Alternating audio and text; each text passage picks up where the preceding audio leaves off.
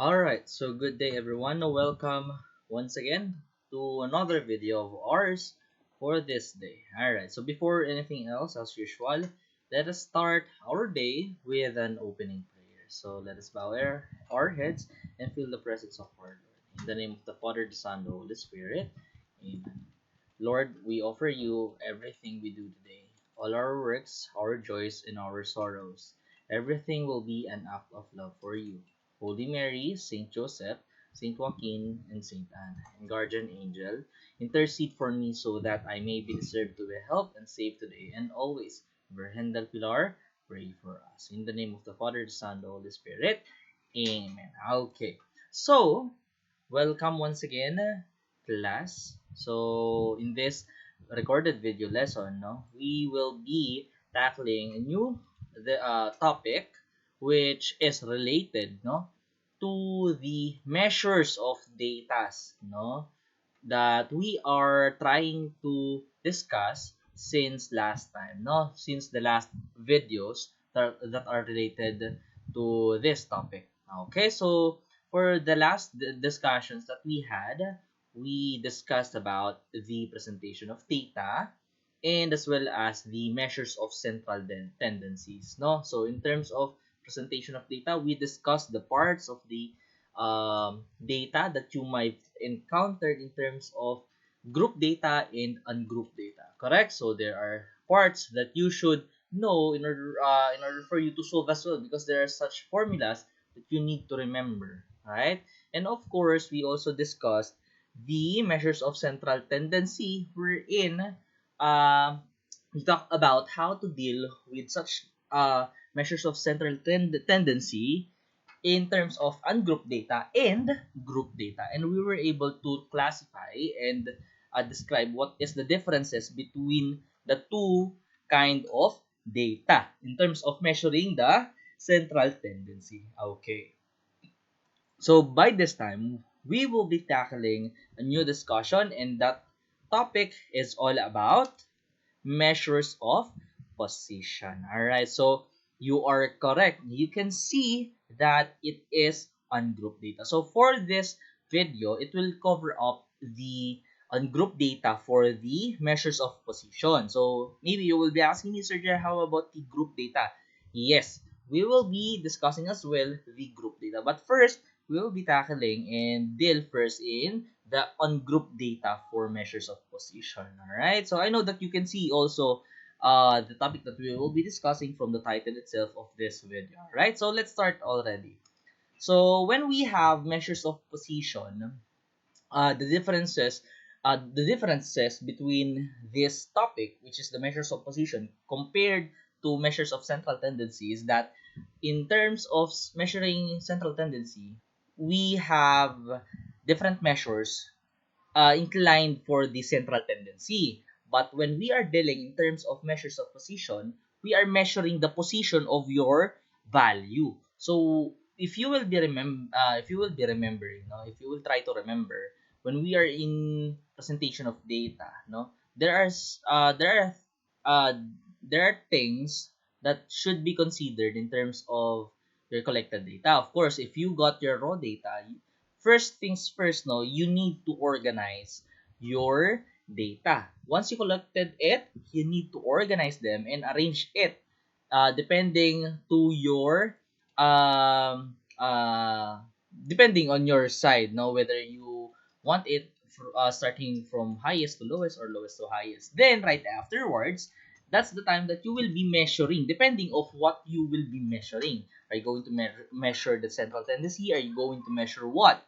You're going to measure the frequency or what? Or the position. And now, with this position, if we will be tackling about the position, we're going to tackle where is the certain position of a certain value in terms of your set data. No? So, for example, you have this set of data and you have 1, 5, 7, 11, 15, and 16. No? These are set of data, for example. No? Now, if you will be asking me, what is the position of this 7 or what is the position of 15? Something like that. No? So, this is where measures of position is trying to tell us. Okay?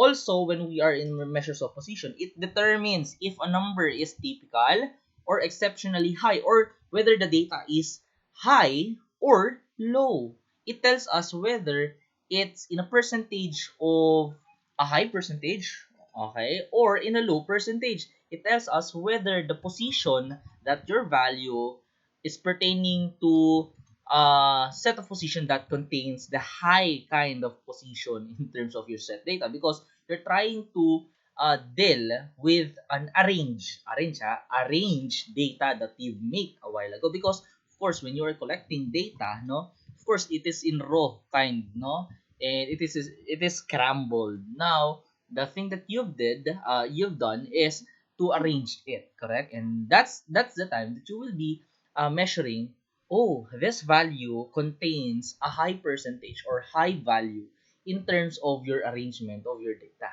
Okay? And also, it is frequently used. Okay, it is frequently used for numerically scaled quantitative data. Of course, with the sense of position, we are in line with the quantitative data. Okay po?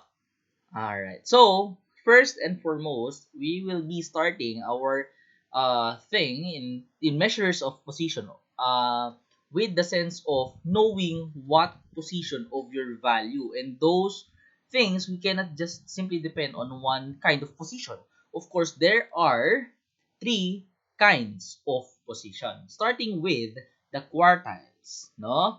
Followed by the deciles and percentiles. All right. So with these three, no, with these three values, maybe you will be wondering, what is quartile, sir? What is decile and what is percentile? Does it have something to tell about the value? Yes. Whether it tell, does it tell like this is the third position? Is that so? Let's see. Okay po. So to start with the quartiles, no, knowing what is quartiles, no, when we say quartiles, these are the score value which divide the whole distribution in four equal parts. Again, if this is your data set, no, if this is your whole data set, and you have, let's say, you have 6, you have 7, you have 9, you have 11, you have 13, and 15. How many values do you have? No, how many values do you have in this set? You have 1, 2, you have 1, 2, 3, 4, 5, 6. So in this 6 data, no, this 6 data will be divided into 4 equal parts, no? So that is where the quartiles will follow. From the definition of quartiles, your set of data will be divided into 4 equal parts. Okay? So you need to remember that one, that after arranging your data, no, uh, you need to divide your data into 4 equal parts when we are dealing in quartiles. All right, so to visually tell how is the partition of each quartiles is being shown, this is the visual representation. Okay, so for example, you have this set of data, and you have, let's say, you have 10 sets, 10 values in your set of data. Now you have 1, 2, 3, 4, 5, 6, 7, 8, 9, and 10. All right. So first and foremost, if this is your data, no, and this is your set of data, your data, when we are dealing in quartiles, your data will be divided into 4 equal parts. Again, 4 equal parts. So if you will be dividing this one into 4 equal parts, you will be starting in the middle. Okay po? And that middle will represent, no, the 50% of your data, or what we usually say, it is the quartile 2. Okay? Quartile 2. When we are dealing in terms of quartile 2, it represents the middle or the 50% of your data. Okay po? Next in line is that it will be followed for the other quartiles, of course. So when we call this half or the middle data that divides this whole set of data, We call it as quartile 2. So therefore, this is called as quartile 1 and quartile 3. Of course, when we are dealing in terms of 50%, of course, the half of your data from your left side will be the 25%. Of course, in your right side value will be 75. Okay, so here's a thing, no, for you to remember. When we are dealing in terms of quartiles, it represents the division of four equal parts from your whole set of data, correct? And let's deal with this one. When we are dealing in terms of quartile, this quartile 1 represents the lower quartile. Again, quartile 1 represents the lower quartile. Okay po? Alright, so how about for quartile 3? Quartile 3 represents the upper quartile. Again, upper quartile. Okay, so how about the quartile 2? Quartile 2 represents the half or the median. Or let's say the half of your data. Okay? Or the middle quartile. Okay po? Alright, so what do we need to remember in terms of quartile, Sir Jai? So when we are dealing in quartile, aside from upper and lower quartile, no, we need to remember that the equivalence of your quartile 1, which is 25%, and quartile 2 and quartile 3. Okay? Alright.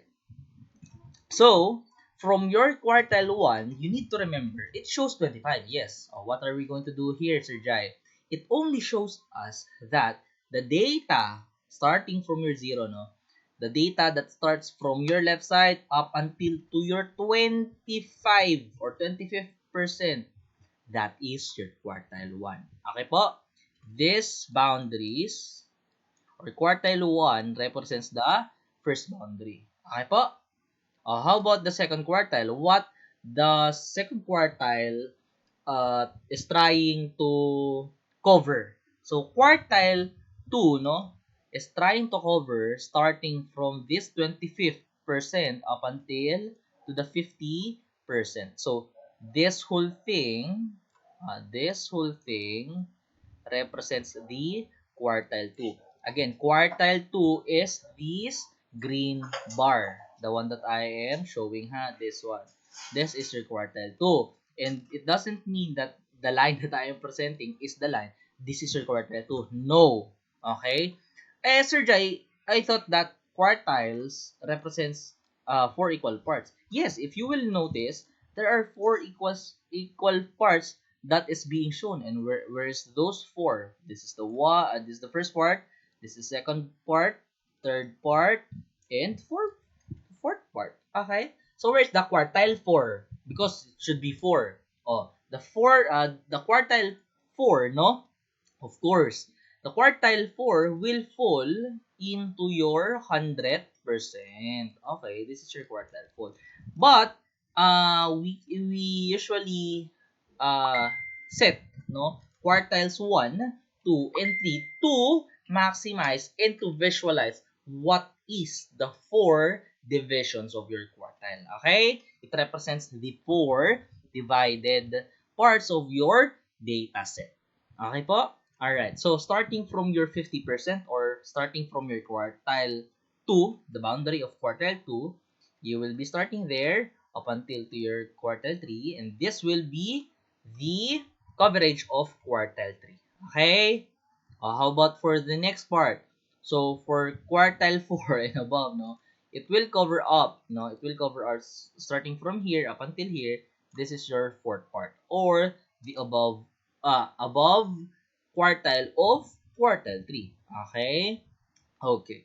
So, what do we tell in terms of quartiles, no? What do we usually look or analyze in terms of quartiles? Or in terms of percentile or decile, no? What does quartiles, percentile, or measures of position tells us? So, whenever, for example, no, whenever you have 25th% or first quartile or quartile 1, it tells us that, for example, this is your score. And this score, your quartile 1, no? Your quartile 1, let's say you have a score value of, let's just say,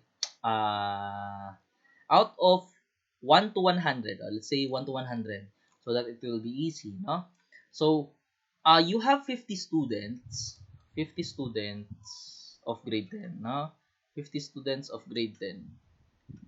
Then they are answering a 100-item questionnaire, which will fall for their examination. Okay, let's say this is the examination, and the first quartile, there are such value that falls into first quartile, and the values that falls into first quartile is, let's just say 17.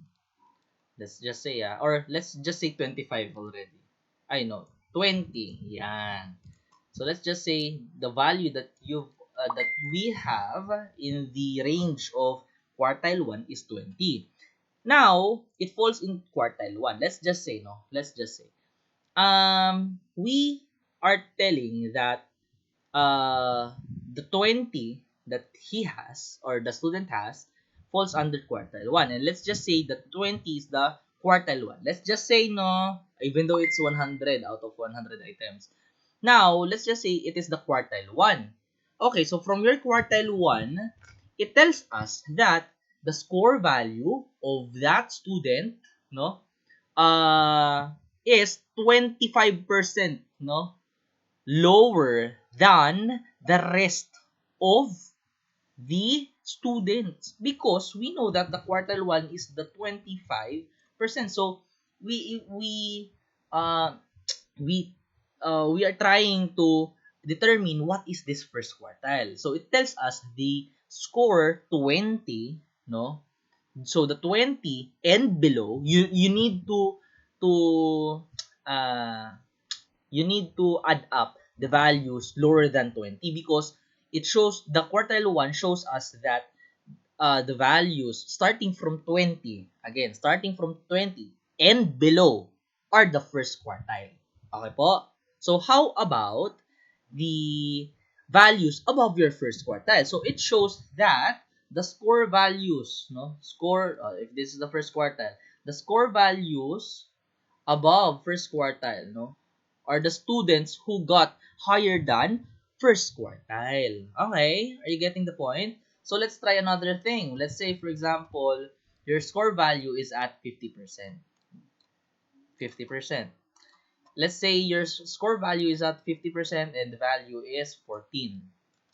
Okay? So from your 40, I'm sorry. 40. Let's erase this one. Alright, so if that is 40 already, no, we could tell, let's say, no, 40 is the 50% or quartile 2 of your data set. Okay?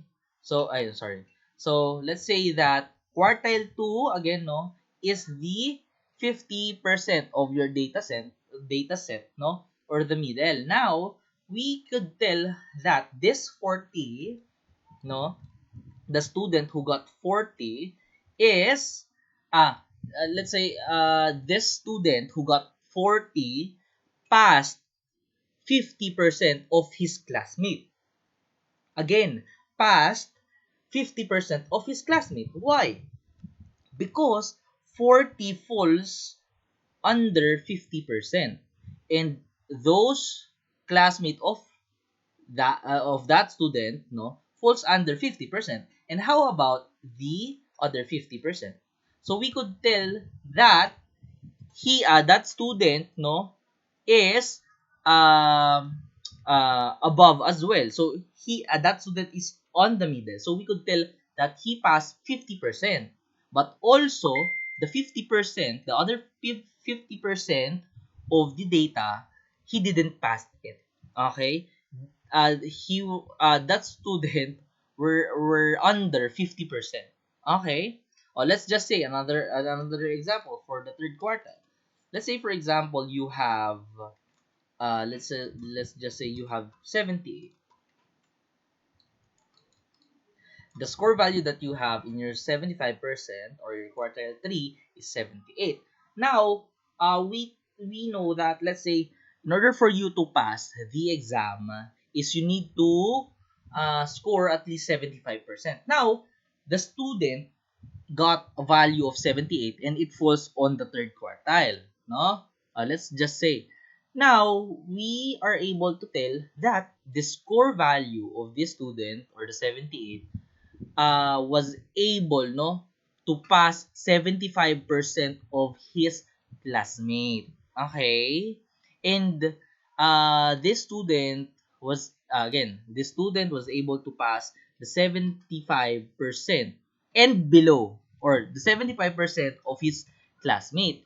And the values, no, the value that he got is 25% above of those values lower than 78. Okay? Gets already? That's the concept. So we are referring of what's the coverage of this 75%, or what's the coverage of this third quartile. Where is it located? Okay? Next, let's deal with the decile. So when we are talking about the decile, of course, in quartile, we are referring to 4 equal parts. So when we are dealing in deciles, those are the values, or the score values, which divides the whole data set, or the distribution that you have, into 10 equal parts. Again, 10 equal parts. When we have quartiles and it deals with 4 equal parts, of course, in deciles, we deal in 10 equal parts. So let's have the visualization in terms of decile. Of course, you start with the middle, no? We have B represents as the decile and 5 represents the middle, wherein it shows, no, the division or the partition of each 10 equal parts. But we start at the middle. Why? You will notice, no, why. So of course, you start with the middle and ends up with the other deciles. So this decile 1, pertains for this measure. Okay? This measure. And decile 2 pertains this measure. Okay? Decile 3 pertains this measure, and so on. Okay po? And so on. Decile 5 here.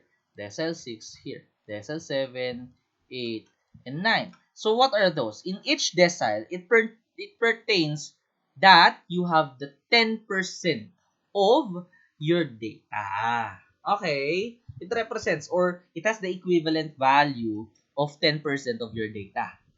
Okay, again, the number of your decile. For example, the decile 1 has the equivalent value of your 10% data. Okay? And so on. And if you will notice, no, as you go by, there is no decile 10 because it shows that your whole data set was divided into 10 equal parts. Of course, how many dividers? Again, dividers you need in order for you to have a 10 equal parts. Of course, you need 9 dividers in order for you to have 10 equal parts. Alright, so let's count. 1, 2, 3, 4, 5, 6, 7, 8, 9, and 10. Okay? So that is how the concept of decile, no? Same scenario, same concept of quartiles. It's just that the partitions, or the division of parts in your whole data set is different. For quartiles, it is equally divided into 4 parts, while in decile, it is equally divided into 10 parts, of course. Alright, so that is for the decile. So let's now go to your percentiles. When we are dealing in terms of percentiles, from the word percent, okay, what do you think of percent? Okay, 100% or 50%. Correct. That is correct. No?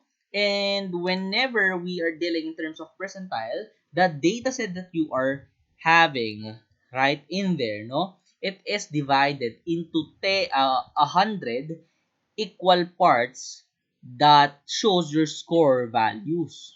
Okay po? So from the whole data set, of from the distribution that you have, the parts of your data will be equally divided into 100 parts. Of course, from the word percent, no?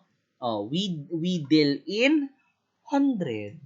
Correct. So in decile, what's decile? From the word de. Correct? Most likely, when we are dealing in terms of the root words, de, that pertains to what?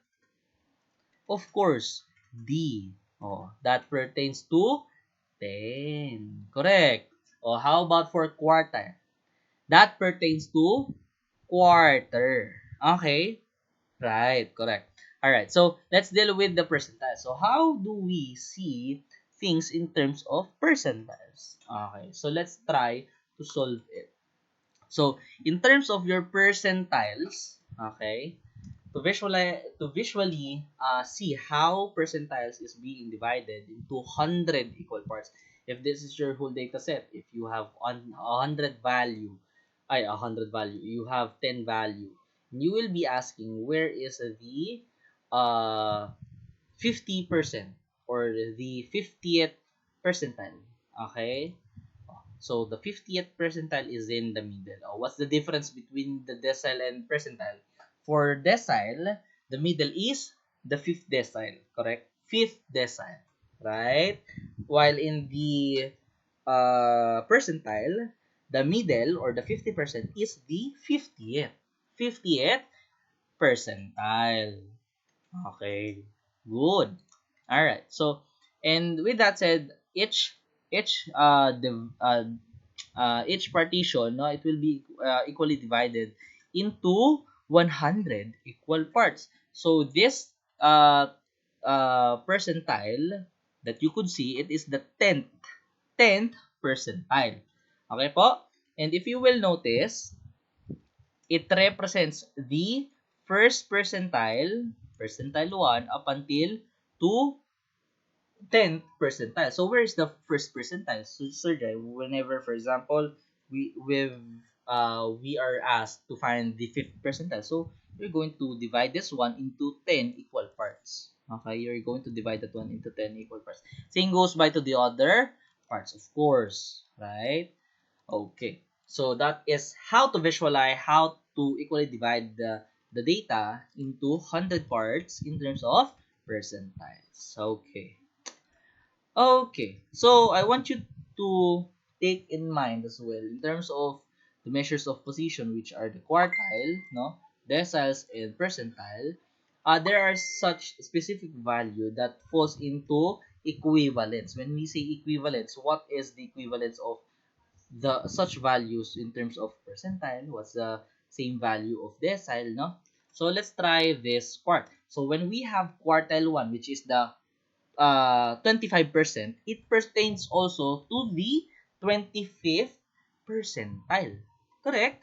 Because if you will notice, if we will be going back, the 25th percentile pertains to the 25th percent of your data set. Okay?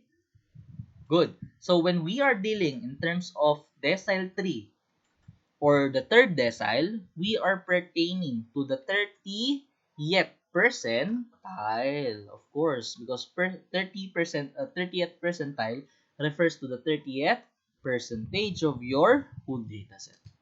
Next, we have the quartile 2, which pertains to the 50th percentile. Same goes by to your fifth decile. Okay po? Alright, next. Next in line, we have this quartile 3, which pertains to the 75th percentile.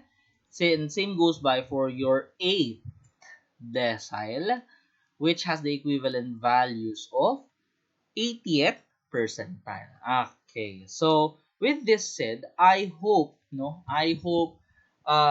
are getting how to visually how to visually see the divisions or partitions of each positions in your data. So in order for us to measure those positions, you need to visualize first how is your data will be going before we solve the position. Okay? So next in line, when we have this measures of position, once again, no, of course, we were able to identify and visualize how is or where is your position located, where is the range or the coverage of this position wherein you are looking for your value. No, you are able to look for the position, but yes, you are able to visualize.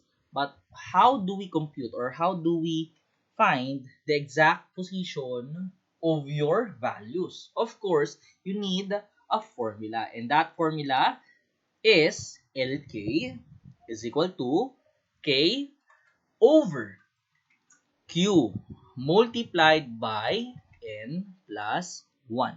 Okay po? Again, this is the formula. And what are those letter represents? Okay, so we will be having a short intro, short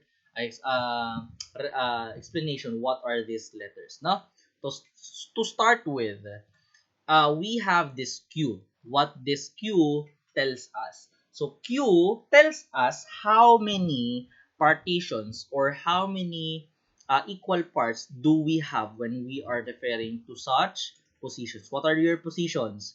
We have quartiles, we have deciles, we have percentiles. These are the positions, correct? These are the names of your position. Now, we are referring how many equal parts do you have when we are pertaining to such position. For example, in decile, you have 10 equal parts. When you have quartiles, you have 4 equal parts. And same goes by to your percentile, which contains have 100 equal parts. Now, that is your Q. Okay, Sir Jai, I already get the Q. Then, what is your L? Your L represents, again, no, L represents for the name of your position. But of course, instead of putting the whole name, you just put the initial of the starting letter of your position. And for quartile, that is Q. Of course, the first letter of your name, the name is Q. Same goes by with the decile and percentile, which is D and P. Alright, so what is N, Sir Jai? So when we are N, that is the total number of values that you have in your data set. Okay po? Alright, so do we have missing more? Yes, Sir Jai, what is K? Alright, so when we are dealing in K, this K pertains to the value that you are finding of what position is that value. For example, the one that I gave a while ago, if this is your data set and you have, let's say you have 5 values, okay, let's say for example you have 5 values and you have 3, 7, 8, let's say 2, 1. What is the position of this number 3, or what's the position of this number 3 or your value in quartiles? Okay, something like that. Okay po, so you will be able to tell that this is the second quartile. Okay, gets? So your K will be 3. Gets already? Okay, so let's start, no? Let's start already in computing in terms of the some of the example, no? But before that, I would like to give some steps how to solve your datas. Okay, so let's start with the quartile. So with your formula, no, which is LK is equal to K over Q multiplied by the total number of your data set plus 1. Okay po? So, first step is to find the middle value in the set of data to get your Q2. Okay po? That is the first step. Again, this is for ungrouped data, ha? Ungroup, maybe you are confused already which is ungroup and which is group. So, first step is to find the middle value of your data set, which is the Q2. The one that we did a while ago, okay? But of course, before this first step, you need to arrange your data set. For example, you have 8, you have 3, you have 1, you have 5, you have 4. How to arrange this one? Of course, you will be arranging that one from least to greatest. Let's have 1, 3, 4, 5, 8. In order for you to tell what is the middle value, your middle value is 4. Okay? You cannot say that the middle value is 1. That is wrong. So, 4 is your middle value. Okay? So, we could tell that this is quartile 2. Okay po? Next in line. Then followed by getting Q1 and Q3 by getting the middle of the lower quartile. Or what is the lower quartile and upper quartile? Your lower quartile is the quartile, no, in your left side. That's your lower quartile. What is your upper quartile in your data set? I'm sorry. What is your upper quartile? Yes, of upper quartile in your data set. Upper quartile are these values, correct? So in this part, no, uh let's say your lower quartile, which is 1 and 3, no, is an even number. Like, for example, how many values that you have in your lower quartile? You have how many? Two. How about in your upper quartile? You have two values. Is 2 is an even number? Of course. Of course, because in getting the middle value, you cannot have a middle value when it's even, correct? But for example only, no. Let's say for example, you have 1 3 1 3 4 5 7 8 9. Let's say for example, no, if the first step is to arrange, then followed by getting the middle value, which is quartile 2, q2, okay, then followed by getting the lower quartile and upper quartile, which is quartile 1 and quartile 3, by getting the middle. What is middle? Middle of your quartile 1, or what is the middle of 1 3 and 4? The middle is the value 3, correct? So this one is your quartile 1, or the lower quartile. And from your 7, 8, 9, the middle value is 8. So this will represent the third quartile. Okay po? So this is the one that I'm telling. How many values that you have in your lower quartile? How many values?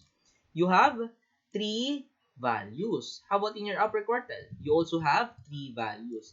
And the question is 3 is an even or odd number?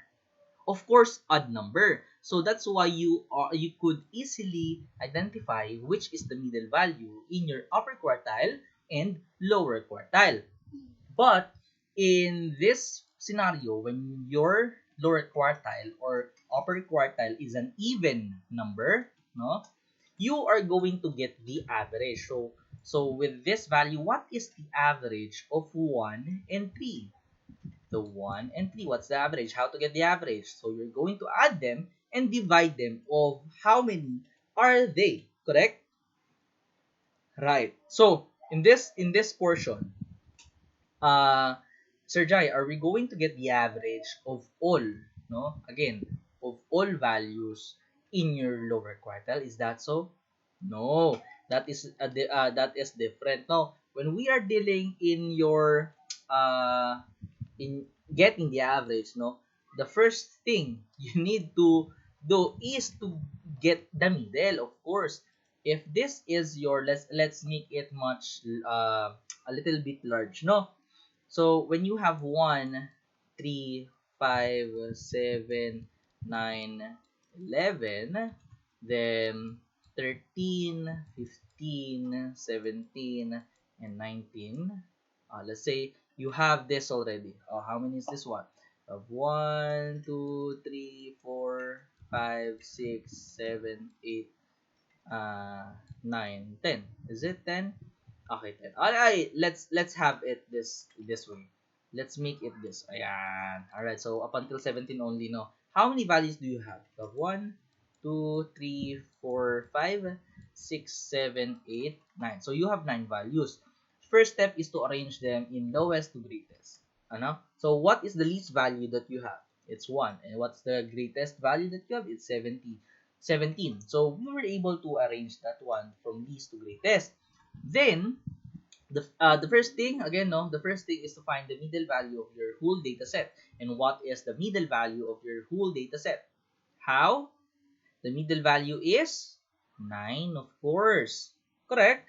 Right, because you have 4 values for your lower quartile and the 4 values for your upper quartile. Alright, so let's deal already. Ask yourself, how many values do you have in your lower quartile and upper quartile? Of course, you have 4 datas in each, no, quartile. So in your lower quartile, you have 4 datas in your upper quartile, you have 4 data as well.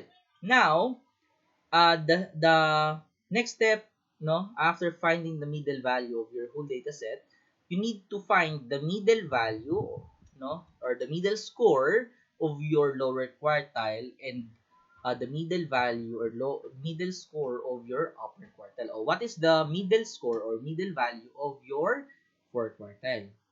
Of course, you have 2 and 2 for your 2 at the left side of your lower quartile, and 2 on your on the right side of your lower quartile. So how is the process in getting the middle? So of course, you get the middle between the numbers that you have in the nearest of your um values. Or how many are they? You have 4.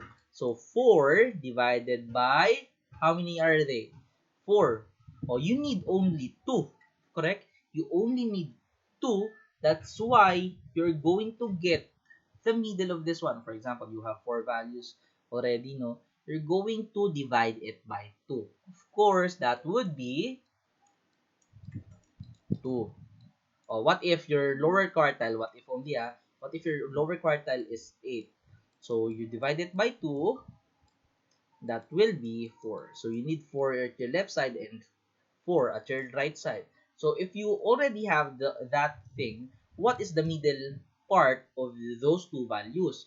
The two values that are in the middle part, no, is 3 and 5. So you're going to get the average, not the average of this whole set, no, not the average. That is wrong. So what are you going to get is the average of those values who are near at the lower quartile, or near at the first quartile. Okay po, gets? So what are those values? We have 3 and 5. So how do we find the average of this one? So 3 plus 5 divided by, how many are they? 1 and 2. So divided by 2. So that's why 3 plus 5, that is 8, basically, no, divided by 2. So you have 4. So the first quartile, I'm going to erase this one, no? So the first quartile that you have, no, the first quartile that you have in this whole set, again, no, in this whole set, quartile 1, I'm sorry, quartile 1, again, quartile 1 is what? Quartile 1 is 4. 4 is your quartile 1. Okay po? Quartile 1 has the equivalence of 4. And this is the value that you have for your quartile 1. Okay po? Same goes by for the quartile 3. You need to get this average, 13 plus 15, and find the quartile 3. And what is the quartile 3? What is the average of 13 and 15? 13 plus 15, that is 28, correct?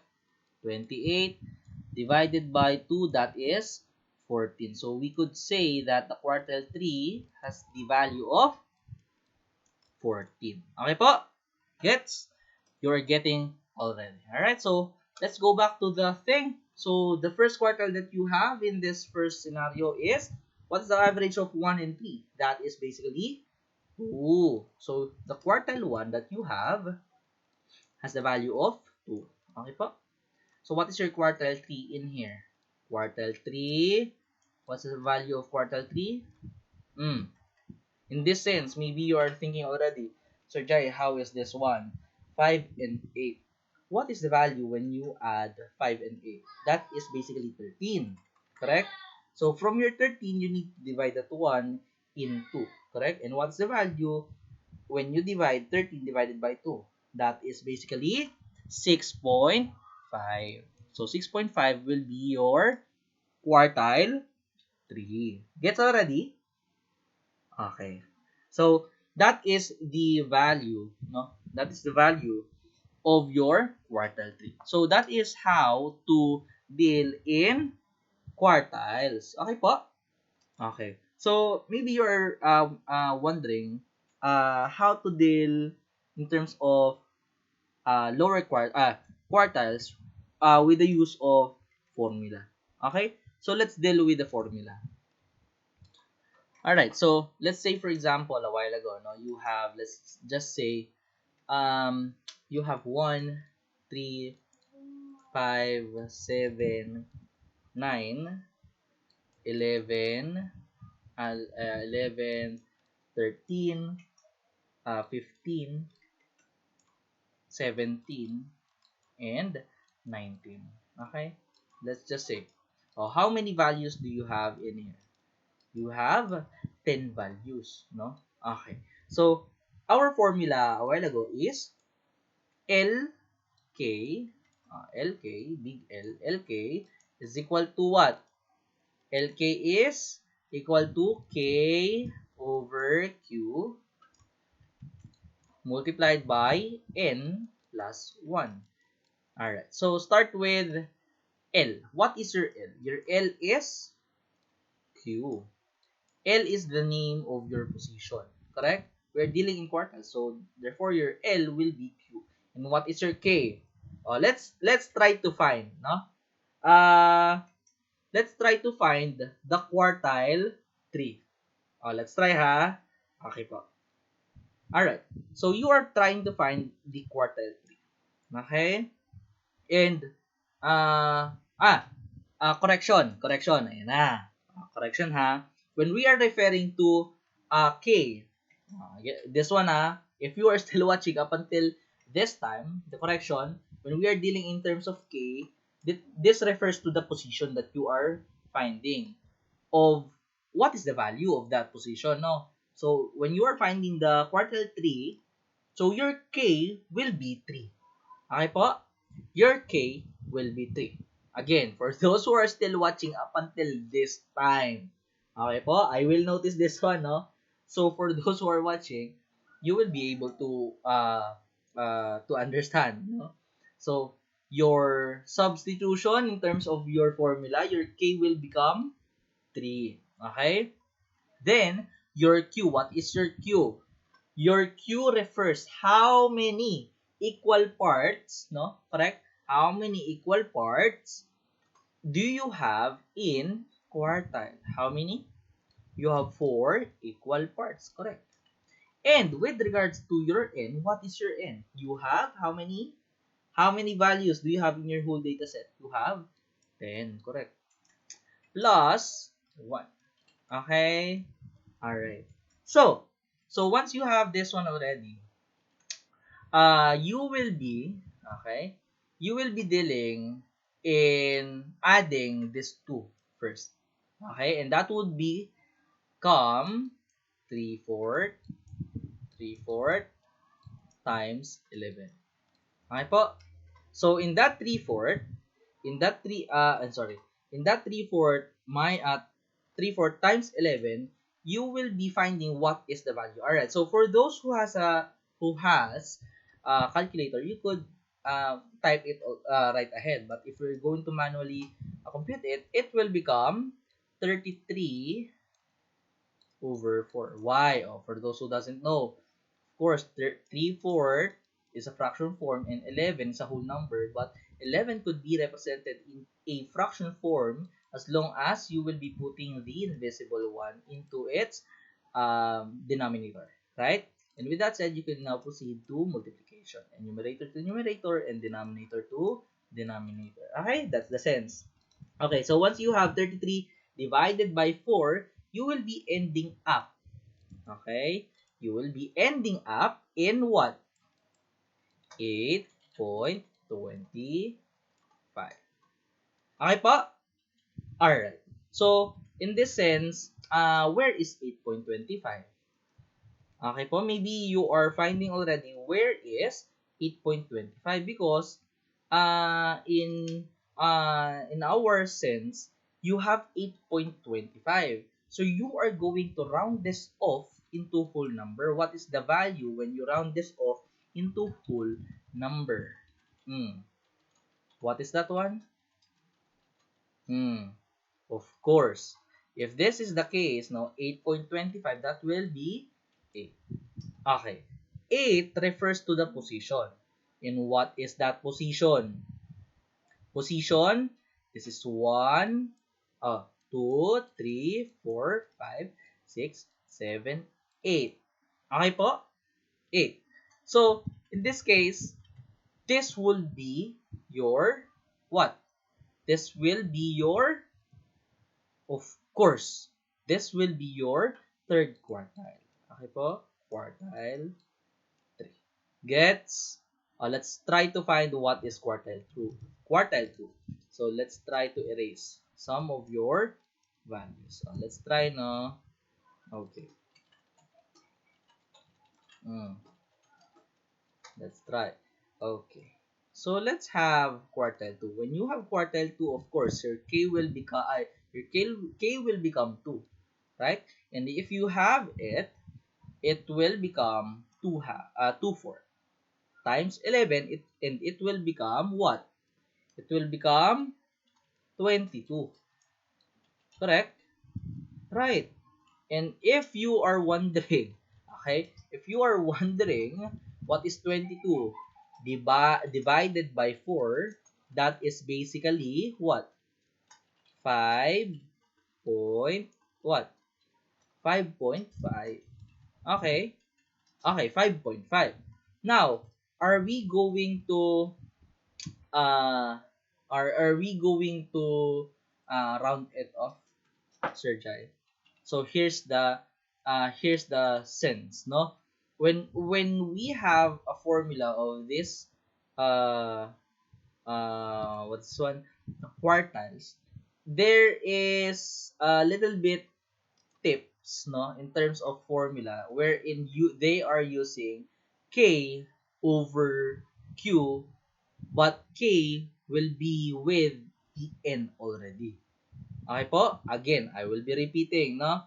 Your k will be multiplied to your what? To your n already. In that sense, it will become, again k will be multiplied your n to your, k will be multiplied to your n, and it will be divided to q. And if this will be the case, remember, no? If this will be the case, it will fall into such value of what?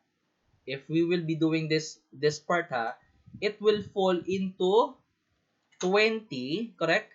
20 over 4. Why is it 20 over 4? Because your k is 2 times 10, and that will be 20 over 4.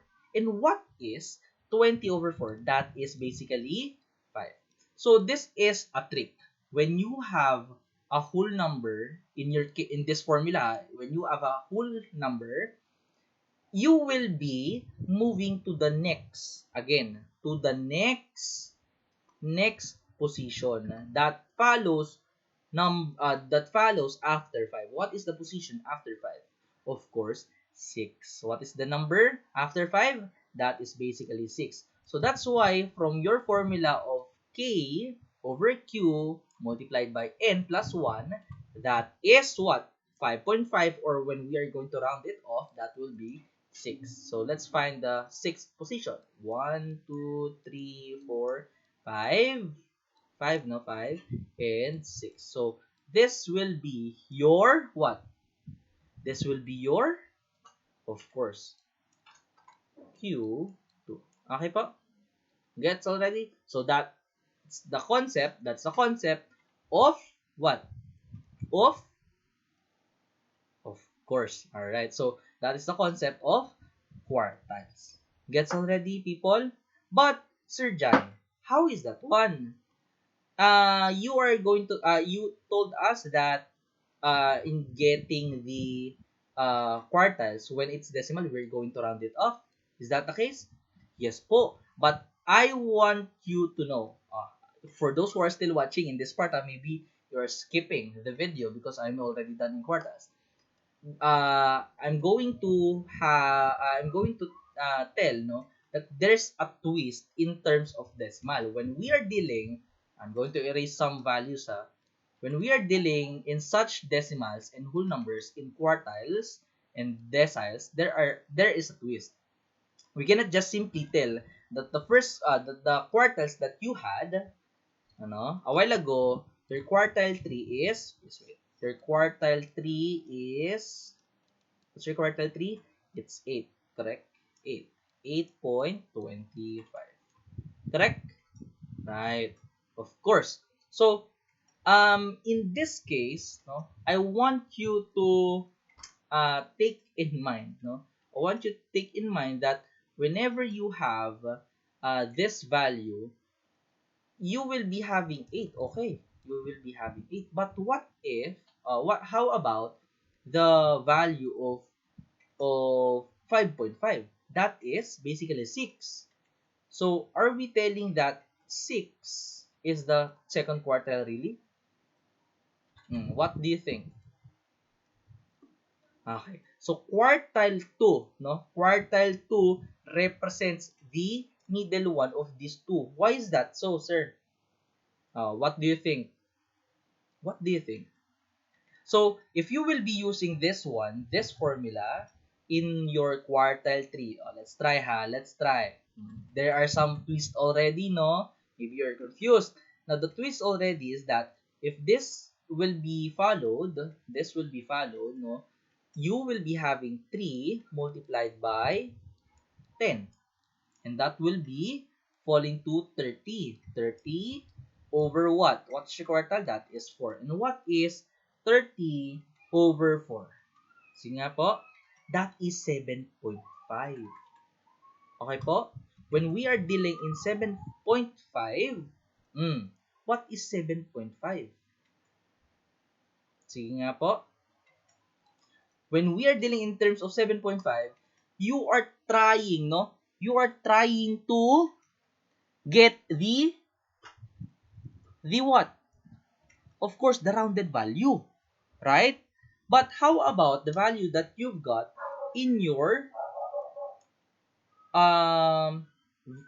formula, which is 8.25, because 8.25 comes from the formula of your quartile 2 or the formula of this one, right? So what's the difference? Sir Jai, it's getting confusing already. The values are different. It's 7.5 and 8.25. So how is it? Now, this is the trick. With these two formulas, okay po? With these two formulas, in terms of quartiles ha, in terms of quartiles, you will be using this formula. Okay? You will be using this formula. So basically, the technique, if ever you will be using this formula, whenever it's whole number, you will be proceeding to the next value, and that is 11. Okay po? And when you are dealing in terms of this formula, okay po, if you have a decimal value, of course, you round it off. Okay po? That's how. And I want you to be familiarized as well in this formula ha, because there are techniques. Okay po? This way. There are techniques. Okay po? What is that technique? We're going to show it already in terms of decile and percentile. But to make it clear, no, for those who are still watching in this part, no, because I guess you will be skipping this one, no. To be clear, I want you to focus in this one. Sir Jai, why did you teach this formula, this one? Because, as you will notice, I am trying to show some formulas that you might be encountering when you are going to search, because we are in online. Now, if you will be having this formula, if you will be considering this formula, you will be having different values in terms of the basic formula in getting your quartile. Okay? Gets? Okay, so in our case, we will be dealing in this formula. Okay? Alright po. So next, measures of position, no? When we have deciles and percentiles. Alright, so why do we combine this decile and percentile? So the process or the twist, again, twist ha. So the twist in this decile and percentile is different from your quartile. Because a while ago, what we are doing in your quartile is to simply substitute to this formula. Correct? Okay? That's the one. But when we are dealing in terms of decile and percentile, there is a twist. Okay po? So the first step, if the LK, okay, if the LK shows with a decimal number, then round off to the nearest whole number to find the position. Okay po? So, example, if your LK is 10.53, then the answer is what? Of course, 11. Of course, because 5 is what? 5 is considered, that is considerable that your rounded value will be rounded off. Okay? Rounded off with one value, right? So that will become 11.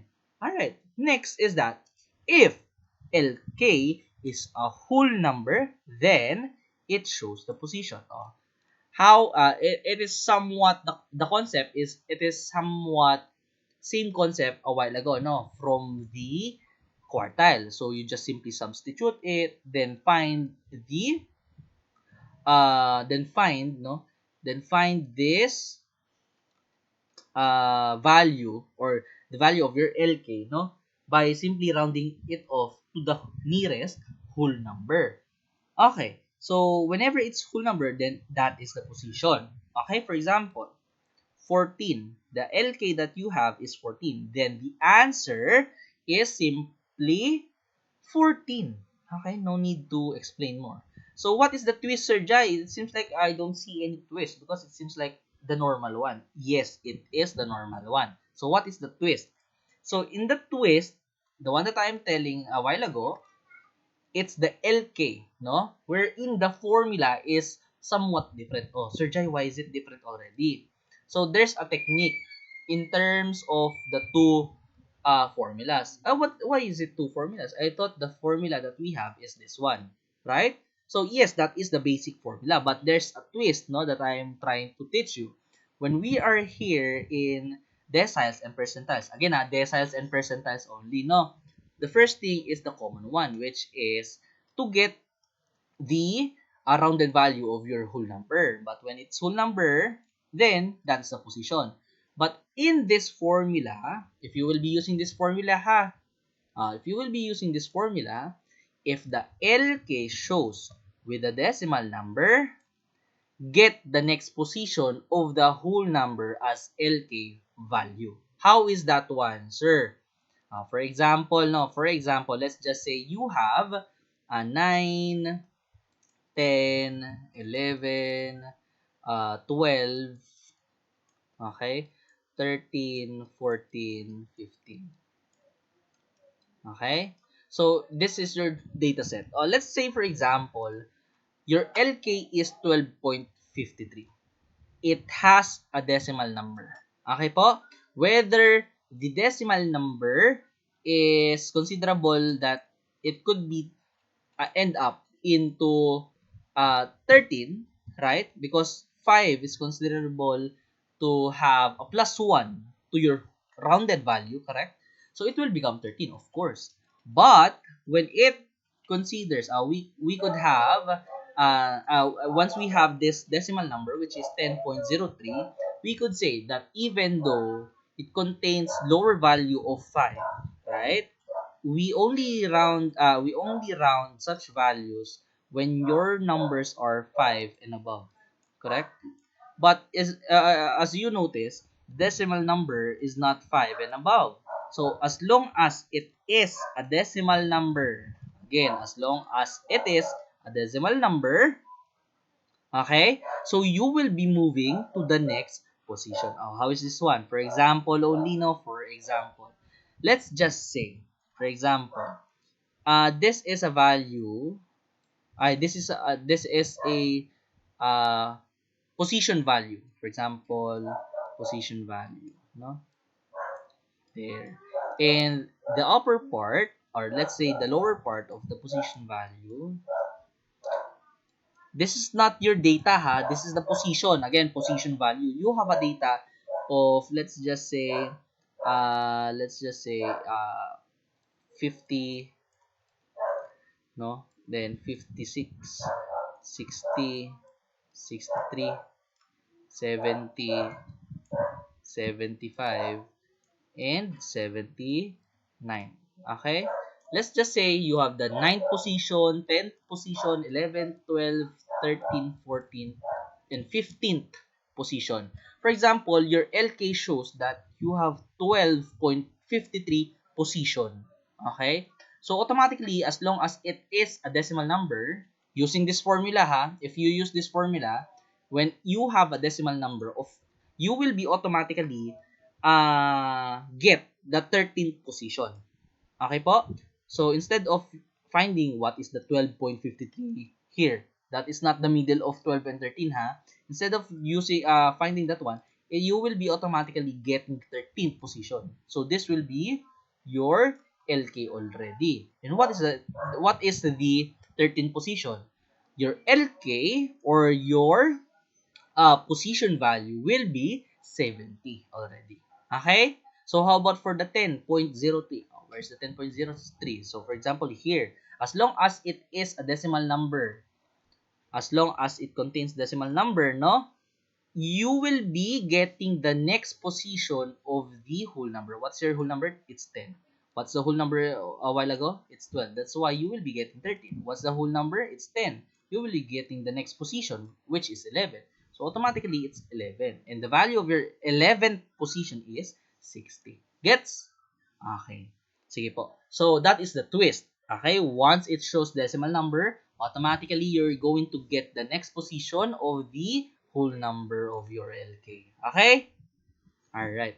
So next, if the LK is a whole number. A while ago, it's decimal. No, whenever it's decimal number, automatically you're going to get the next position of your whole number. Now, what if the LK is a whole number? You are going to get the average of LK plus 1, the two values it shows, the position. Let's say, for example, you have this data set. Okay, this is your data set. Okay, so from this data set, okay, your LK shows it's 9. Where is the 9th position? Your 9th position, let's count. 1, 2, 3, 4, 5, 6, 7, 8, 9. Or for example, let's say, I know it's not yet arranged. No? So let's just say this is the one. The 9th position is this one. No? For example, only, I'm not saying this is the real one. We know that we need to arrange it still. Okay? You just imagine that these numbers are in arranged manner already. Okay? So let's just set in mind that this is arranged numbers or arranged value already. Let's say this is the 9th position. Now you will be getting the average of the 9 and the next position. What is your LK? Your LK is 9. And what is the average of LK plus 1? What's your LK? It's 9 plus 1. And that would be the 10th position. So what's the position of 6 and 18? Okay? What's the average? It is 6 plus 18. 6 plus 18, that will fall into 24. 24 divided by 2, that will be 12. Okay po? Gets? Okay po. Sige po. But, in the case, no, this is not yet arranged. So, what you need to do is to find first the arranged values, no, for your data set. Okay. So, before we leave this such values, let's have, let's have the setback for the recall of such values that we have in the first place. Again, this is the basic formula that we have for everything, no? For quartiles, this is the formula, decimals as well, and percentiles. But in terms of decimals and percentiles, there is another formula we consider which has a twist, right? Correct. And I want you to take down note of this one. Whenever your data set is larger, the data that you have will become more accurate. Okay po? The larger the given data set, the accurate or the accurate it becomes. Okay po? Alright. So let's have this first example. So first example, no? A classroom teacher gave a quiz to 9 students. The scores obtained are as follows. We have this data set. We have 10, 5, 9, 4, 2, 6, 3, 4, 8. Okay po? Then, we're going to find the following. What are those following? We need to find the third quartile, 8th decile, and 95th percentile.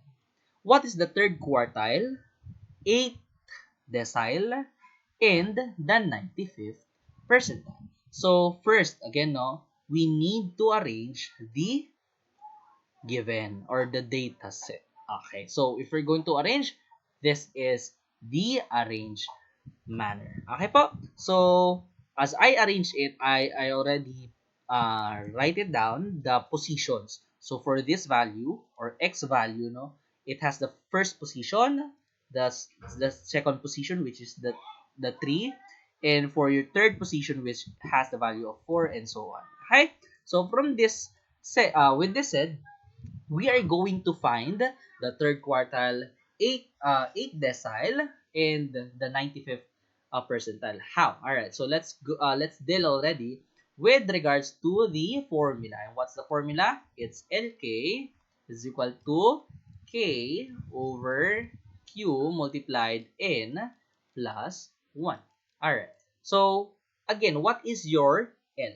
L will be representing to your quartile. Of course, the first letter of your position. Now, what is your K? We are finding the third quartile. So, therefore, your K will represent the number that you are trying to get for your position. And that will be 3. Okay? So, all over Q. What is Q?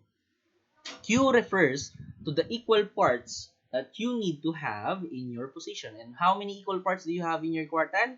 You have 4. Once you have 4, you need to multiply it to your n.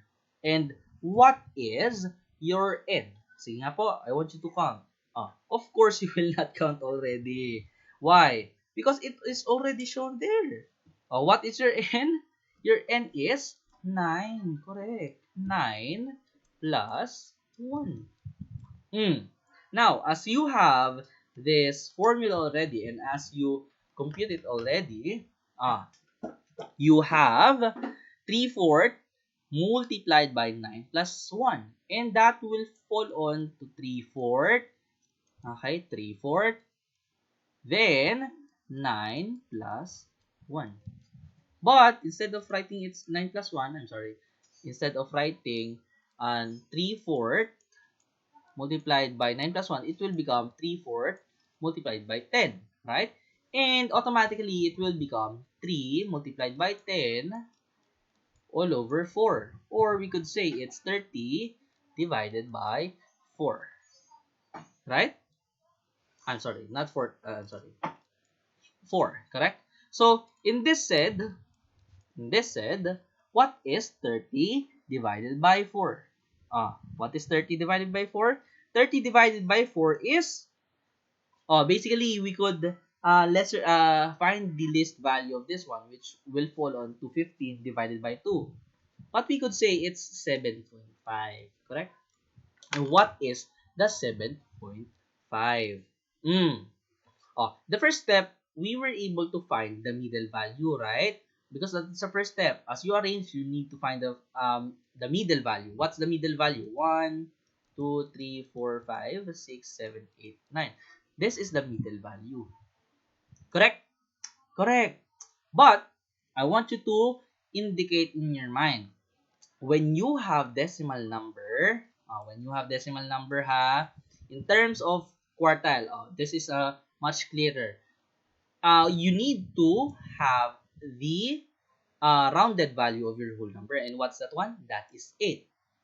Okay, that is 8. What is the 8th position? That is 9. But, Sir Jai, okay, this is the pit stop of our clarification for your quartile. When you have the rounded value already for your quartile, which is 8, no, it is the 8th position. But please wait, no, to identify more what is your third quartile, you need to get the whole number value starting from your initial value. What's your initial value? That's 7.5 because this is your final value, right? The rounded value. So your initial value was 7.5. It indicates that your quartile falls between the 7.5 or the value between 5 and 8, between 7 and 8, right? So you will be getting the average of these two.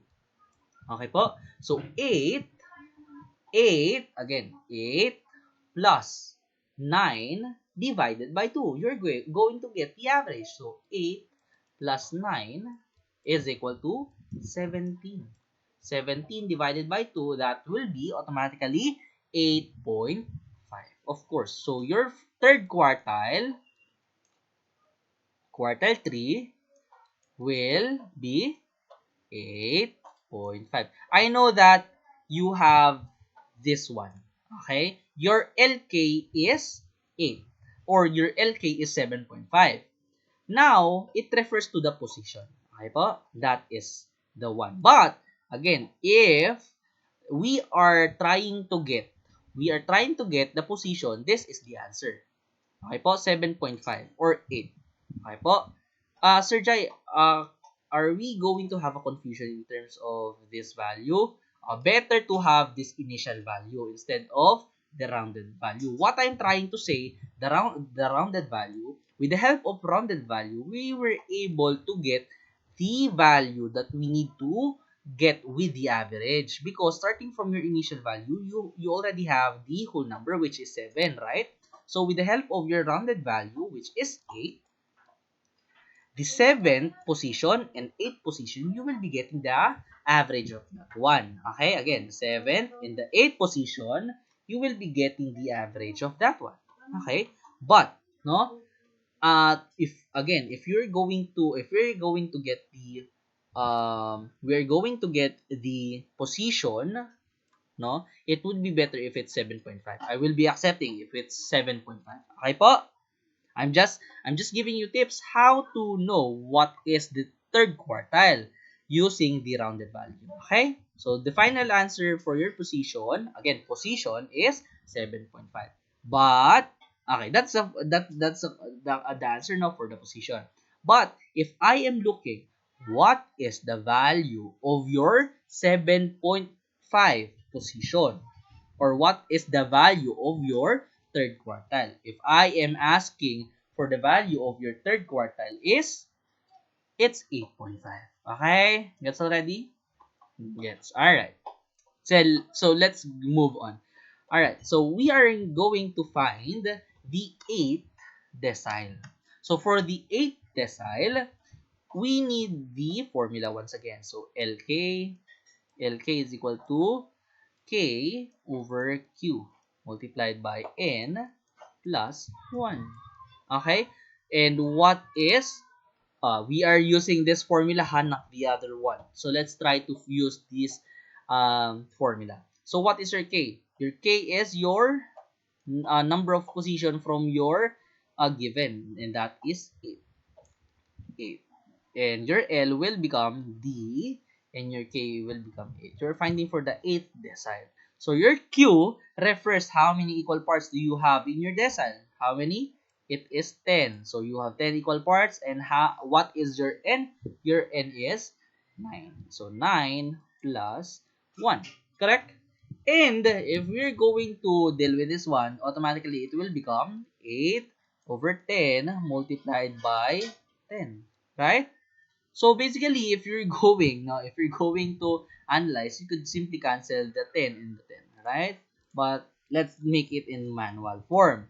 Now, what if you have you have it this way? So you could simply have 80 over 10 because you're going to multiply the 10 to your 8. So basically, if 80 divided by 10, that will fall to 8, which is just the same a while ago.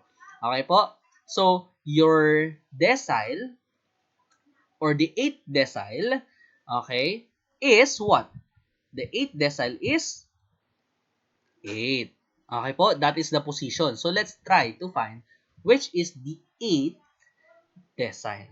Okay po? So, 1, 2, 3, 4, 5, 6, 7, and 8. So, this is the 8th decile. Okay? Alright. So, what if, no? Sige po. So, let's try. Okay po, let's try to find out what if to try. What is the value when we are going to find the values that we have a while ago, no? Because a while ago, we have two formulas. And that formulas is K over N. Right? Okay. So, let's try K I'm sorry, K over N. K over Q multiplied. Alright, so K multiplied by N, or we could just simply put it as K N over Q. Correct? Alright. So, with this said, what is the condition? What is the condition when we're going to use this formula? There's a twist, correct? When it's decimal, when it shows decimal, automatically the number or the position number next to the whole number is the position itself. When it is whole number, you need to get the average. Alright, so let's try. What is your K? Your K is 8. And what is your N? Your N is what? Your N is 9, of course. Then, all over Q, what is your Q? It is 10. And what is 8 multiplied by 9? That pertains to 72. And 72 divided by 10 is what? 7.2. So, your 7.2 is your position. Yes. But, again, no? Again, if it shows decimal, you need to get the next position after the whole number of your initial value. And what is the next position after 7? It is the 8. So, your position for your 8th decile using this formula is 8. So, let me ask you, are they the same? Yes. So, this will be your decile or 8th decile. Okay po? Okay. So, the value or the position of your 8th decile is 8. Okay? O, Sir Jai, you're going to ask me, Sir Jai, a while ago, why are we getting the initial value? For initial value, that is the indication when to get the average. Okay po? When to get the average. But whenever it's in a whole number, then that is the answer. Okay po? But in terms of decile, again, you need to get the twist. A while ago, what I've mentioned when you are going to have this formula. Okay po? Because in terms of this normal formula, you don't need some twist, no? Okay? But if I ask you what is the value of your 8th decile, then the value is 9. Okay? Again, this is the position. This is the position, no? This is the position.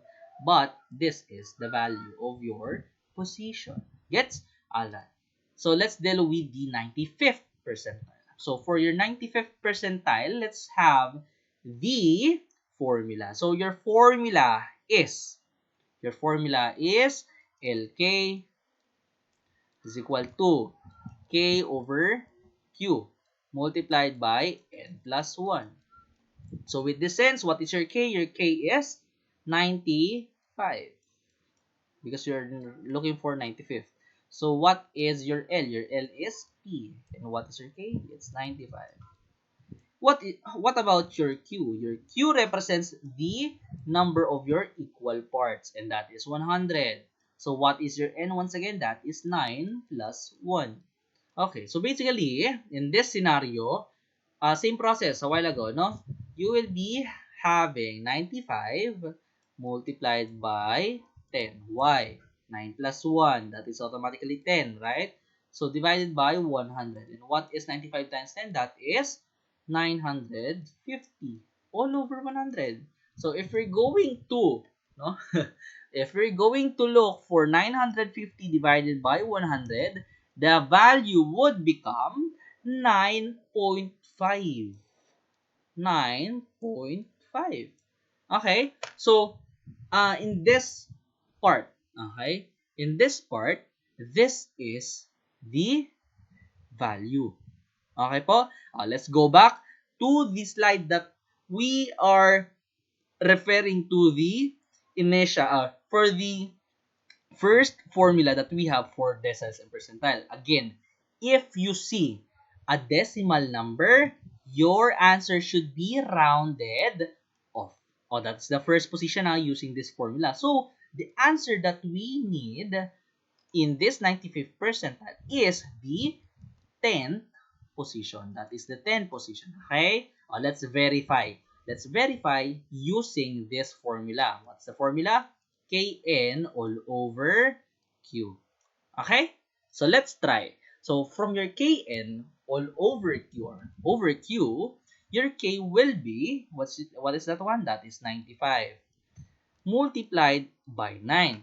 Okay po? And what is 95 sorry, 95, yes po. 95 multiplied by 9. What's 9? 9 is your n 9 is your n. 9 is your n. So 95 multiplied by 9 all over 100. 100.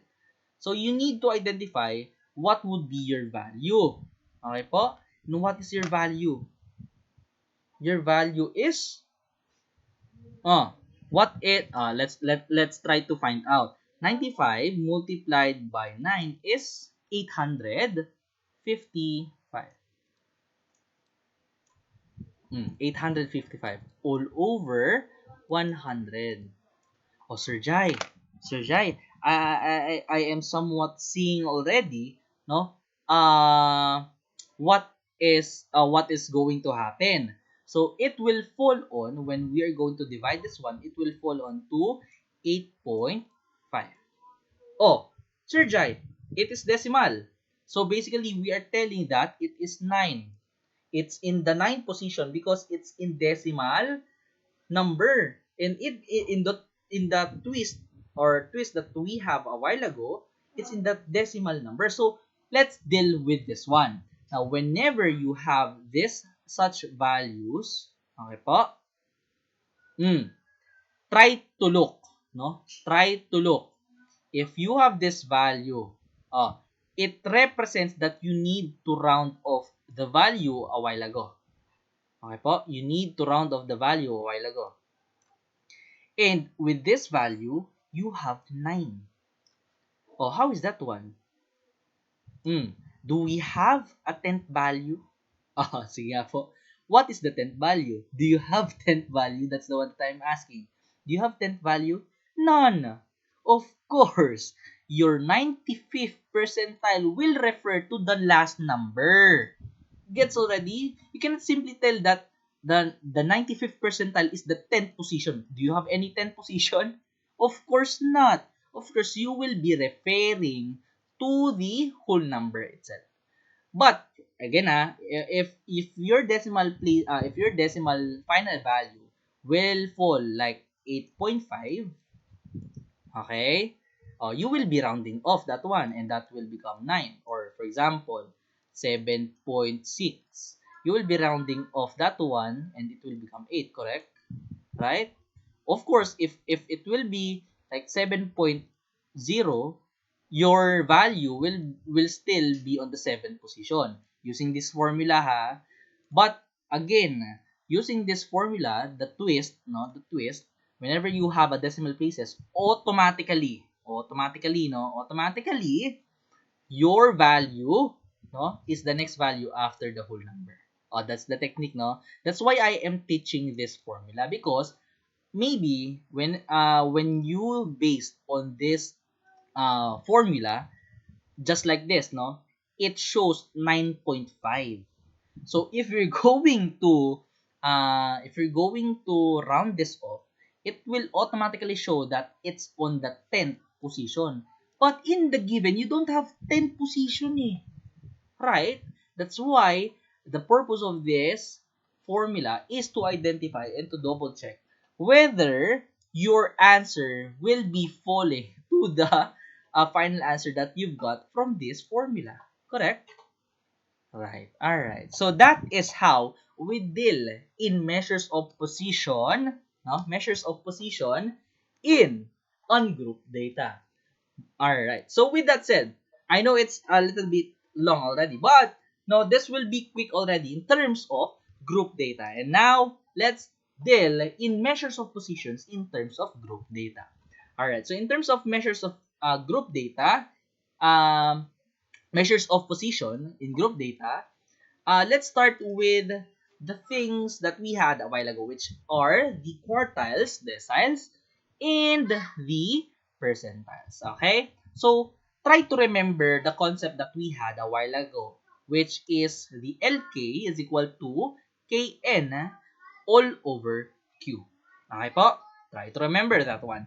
And this Kn all over Q will represent, LK. Okay? Again, this Kn over Q will represent LK. Okay? Alright. So, with this group position, or group data for your measures of position, you will be having one formula only. One formula only. And that will be xk is equal to CBLL, okay, plus I multiplied by the quantity of Kn over Q or LK minus less than CFB or cumulative frequency, or the before value of less than cumulative frequency, all over frequency. What is QK, Sir Jai? Frequency of your quartile position, or quartile position of frequency of your position. Okay po? I'm going to show. So, again, let's start with the letters. So, when we are dealing in letters, again, Q represents the equal parts of your position. Okay? Alright. So, let's deal with the other letterings that we had. Alright. So, when we have xk, x represents the position. Oh, Sir Jai, why is it different already? Because maybe you're going to have a different interpretation in terms of the letters. So, in terms of group, X will be the position. But in terms of ungroup, L will be the position. Okay po? So, again, X will be the position in terms of group. So, the position will be Q, D, P. Okay? Alright. So, again, for X, that is the position. For I, that will be the class size. So, I guess you know what is class size or class width. So, whenever we are dealing in terms of class size or class width, we have this formula of upper limit minus lower limit plus 1. Okay? Of your class interval, you're going to depend this one in your class interval.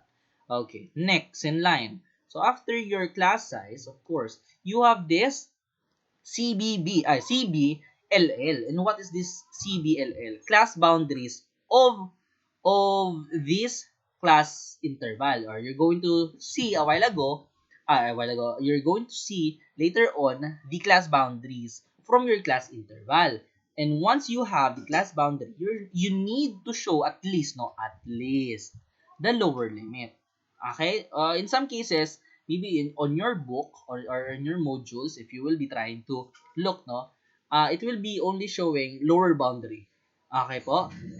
It only tells that you need to get the lower boundary only. Okay? Because when we are telling class boundary, either it's upper limit and lower limit, right? So when we are going to combine the lower limit of your class boundary, it only pertains to the lower boundary. Okay? Lower boundary and upper boundary. Okay, only that one. Okay? CBLL refers to class boundary or the lower limit or the lower boundary. Okay? Alright. So, how about this less than CFB? So, less than CFB pertains for the value before the class of your cumulative frequency. Again, the value before the class of your cumulative frequency. What is your cumulative frequency? That should be less than. Okay? Again, less than. Okay? Right. Okay. So, how about this FQK? FQK pertains for the frequency of your position. This is the one that I am trying to tell because your K represents for the equal parts, correct? And your Q represents to your equal parts, and K represents for the position that you are trying to look. Correct? Alright. So again, this is only frequency. Some of in the modules or in the internet, it will shows only like F only or FM, no? How about this one? N. When we are dealing in N, of course, basically it will be the total number of your observation or simple total number of your sample. Okay? Alright. So let's deal with this one. I know there's a lot of letters, but uh you will be getting how would be the concept if I show you the table already. Okay? Alright, so let's deal with this example. So, scores of this example will be the scores of 50 students, no? And it will be shown that the score of this 50 student will be based on a 60 point quiz that they've got. Okay?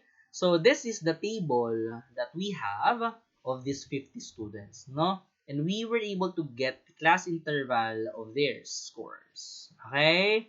And with that, we were able to get the frequency of those scores as well. So how many students do we have? It's 50. And in this sense, the only thing that you need, no, again, the only thing that you need in getting the measures of positions in terms of group, no, you need the class interval, frequency, and the lower boundary. And lastly is the less than cumulative frequency. Okay po? Less than cumulative frequency. Alright. So, let's deal with this one already.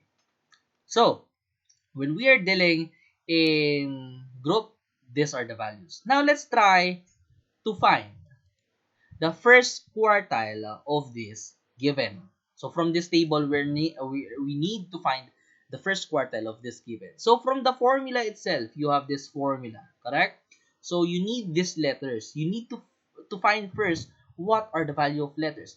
And the first step you need to find is the value of your LK or your KN over Q. So with this first step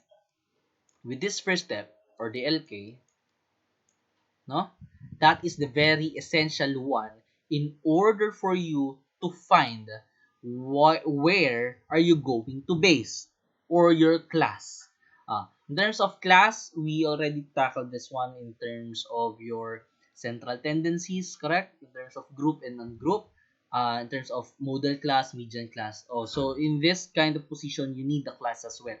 Alright, so in terms of your LK, it will tell what would be your class. Okay? So your KN would be 1. Why 1? Because your K is first quartile. You are finding the first. This is your K. So your K will be 1 and your N is 50 because your N or total number of your observation is 50. And if we will be finding, no, we will be finding what is 50 divided by 4, that is 12.5.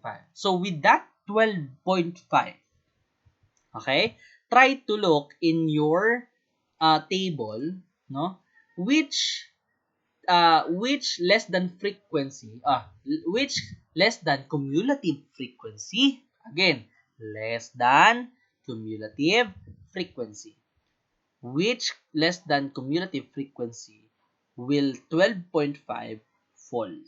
I want you to look closely because this identification which class will this part will fall, no, was discussed on my video, on the other video that we've had, no. um, it shows which class interval would this fall. And we know that from your lower value, which is 2, correct? Which is 2, we will be starting 1 to 2. It represents the range that it covers. So it starts with 1 to 2. In this part, it covers 3 to 4. 3 to 16 rather. Sorry. Okay, please wait. I'm going to try this. 3 to 3 to 9. There. And this refers to 10 to 17. And this will range to 18 to 21. So, it shows what is the coverage of this cumulative frequency. That's how, no? So, what is this 12.5? Where class or what class interval will fall 12.5? It will fall on 17 because 17 has the range of 10 to 17. Because the limitation is 9 eh. So the class interval or the cumulative frequency of this class interval is 9 up until 9 only. So the 10 will start on this class interval already. Correct? Right. Alright. So therefore, the class that you have for this given is in this position. Okay? And with that said, you already know where to base from your less than cumulative frequency and your frequency and else. Okay? So to find the less than cumulative frequency or the before value of this less than cumulative frequency, you need to find where is the value coming from your cumulative frequency.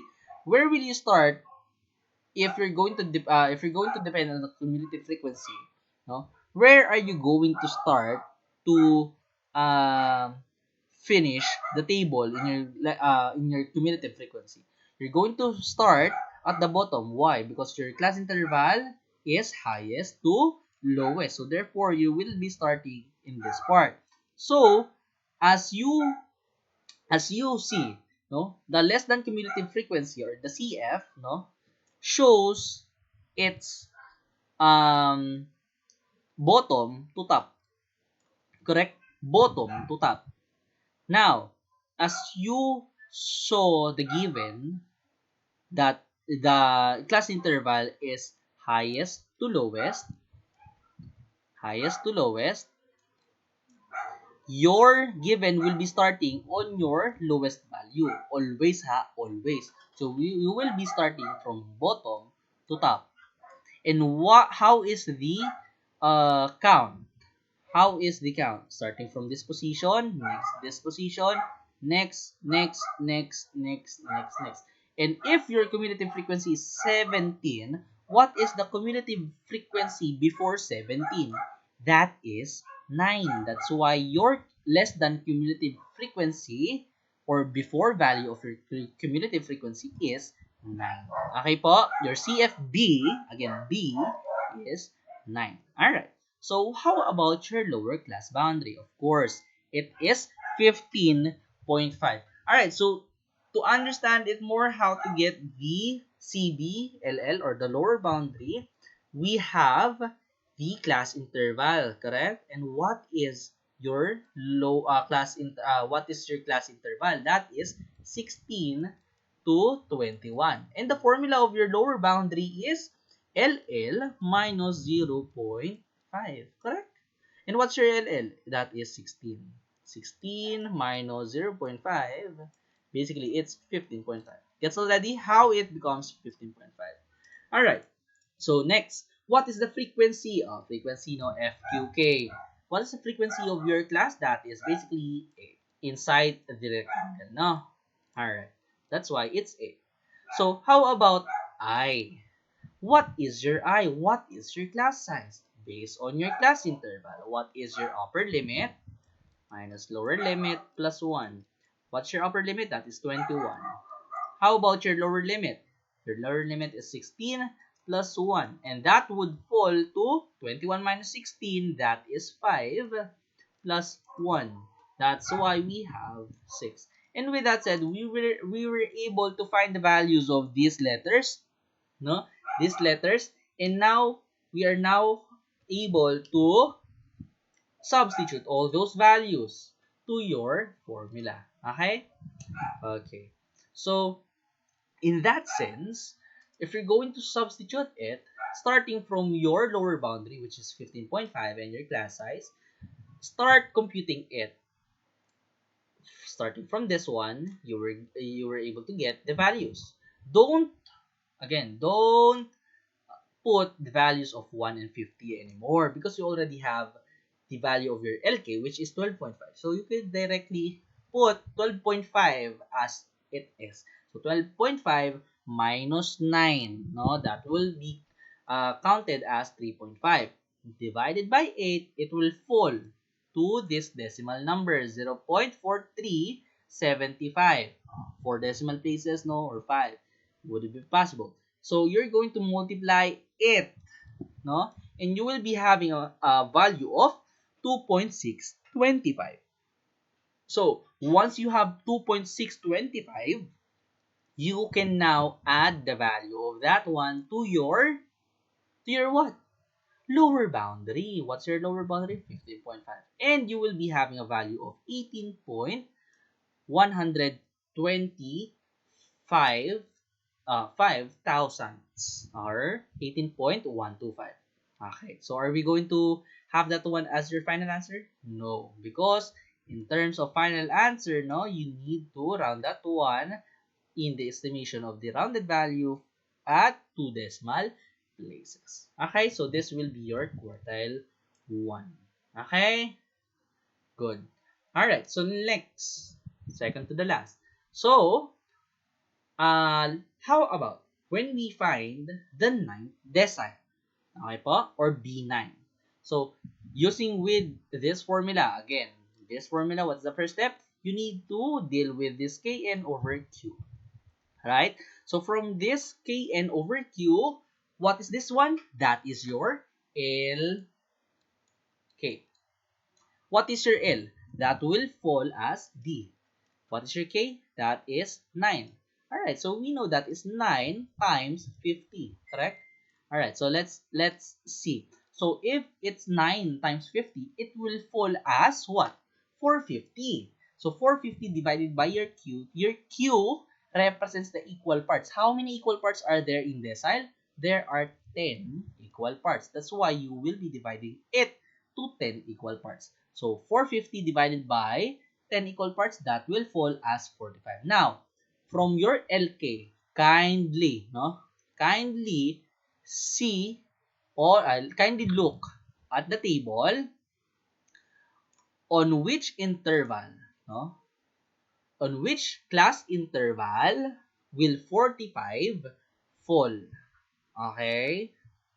Which class interval will 45 fall? I know it's class interval, but you need to depend on the cumulative frequency, no? Because in this case, as you notice, 45 cannot accommodate this one, right? Right, because these are the limits. And even 40, because these are the limitations. So basically, your class will fall in this class. Okay? Your class interval is 40 to 45. Gets already? Because we know that this class has the value of 41 to 46. Okay? That's the cumulative frequency. Correct? Correct. Alright. So, therefore, the class is this part. Right? So, what is your value before your cumulative frequency? Before 46, you have, again, we are bottom to top. Huh? Okay, bottom to top. But if you're going to look at it, no, we start it in a sense of highest to lowest, and you will be getting it from top to bottom. The arrangement or the process in getting the values are not this form. You are going to get like where did you start your lower value or lowest value, and that is 2. Okay po? So that is lower value, or bottom to top. Okay po? And what's the value? That is 40. Okay? So your CFB now is 40. So how about your lower boundary? Oh, it is easy to find already. Lower boundary is 39.5. Okay? So again, I'm telling you need to look where is the LK position so that you will not have a hard time in looking for your F, your lower boundary, your CFB, and your class intervals. Correct? So CFB, that is 40. This one, correct? This one. And your lower boundary is 39.5. And your frequency basically is 6. And your class size is also 6. And if you're going to substitute all the values already, this is how it will become. So from starting from your lower boundary, that is 39.5, plus 6. What is 6? That is your class size. And you have your LK. What's your LK? That is 45 minus your CFB. Again, CFB will stand as the value before your CF. And your CF, by the way, is less than. So 45 minus 40, that will fall to 5. That's why you have 5, 6, because your 6 is the frequency. Correct? So the value of 5 over 6 multiplied by 6, automatically, you can cancel this one, correct? So you will be having 5. That's the time that you will be adding your 5 to your lower boundary, which is 39.5. And you will be getting the answer as 44.5. Estimation, that is your 9th decile. Okay po? Alright. So, for the last and not the least, no? So for the last part, we need to find the 70th percentile. Okay po? 70th percentile. So for your 70th percentile, of course, we need to have this formula. Okay po? From your formula, you need to first find the LK, and your LK will fall. Your K will become 70, and your Q is 100. It only tells us the equal parts that you are pertaining to your L. Okay? O what is your position? That is percentile, right? That's why your Q is 100. And what is your N? That shows that your N is 50. So 70 times 50, that is what? That is 35 or 3,500, correct? 35. 3,500. 3,500 divided by 100, that is 35. Alright, so with this said, you will be able to find the class already. Alright, so starting from your 35, where are you going to base? Where are you going to base your class? To your class frequency. Okay po? Ay, cumulative class frequency. To your cumulative frequency. Or less than cumulative frequency. Okay po?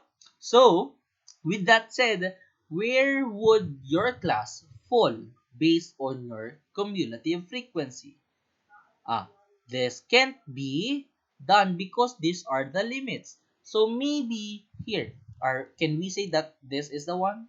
No, of course. Why?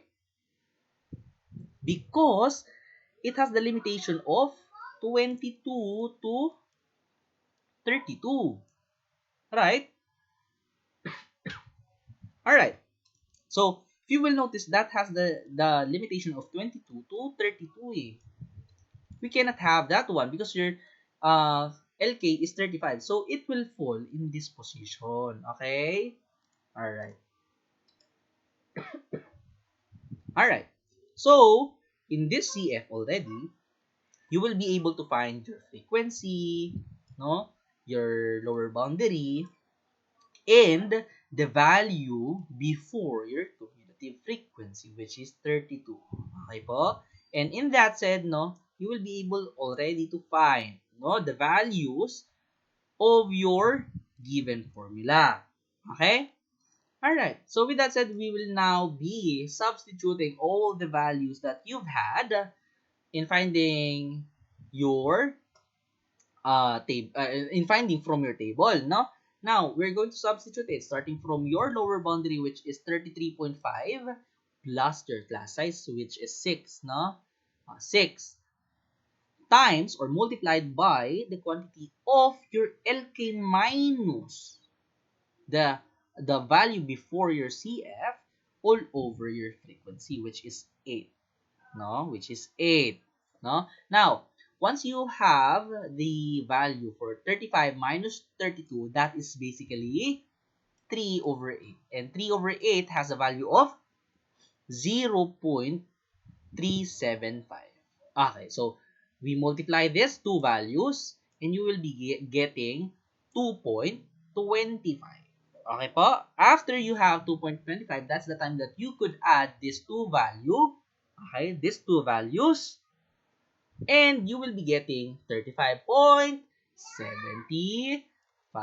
Alright, so this is how we get the percentile of the this is the way how to get the 70th percentile of your group data from the scores of 50 students in a 60-point quiz. Alright, so that is how we get the measures of position in terms of group data. Alright, so with that said, I hope that you were able to get the informations in terms of measures of positions, in terms of ungroup data, and the group data. Alright, so with that said, I hope that you learned something from this video. And if you were confused, if you have some questions with regards to the things, no, don't hesitate to leave a comment and ask what is the question all about, or if you have suggestion that you want to see in our video, in our future video, don't hesitate to comment that one in our comment section. All right, so if you like this video, please hit that like button. And if you want to see more videos in the futures, please hit that subscribe button and hit that notification bell to be updated into our next videos. All right, so I hope that you learned something for this day. Thank you and God bless. This is Sir Jai. Bye.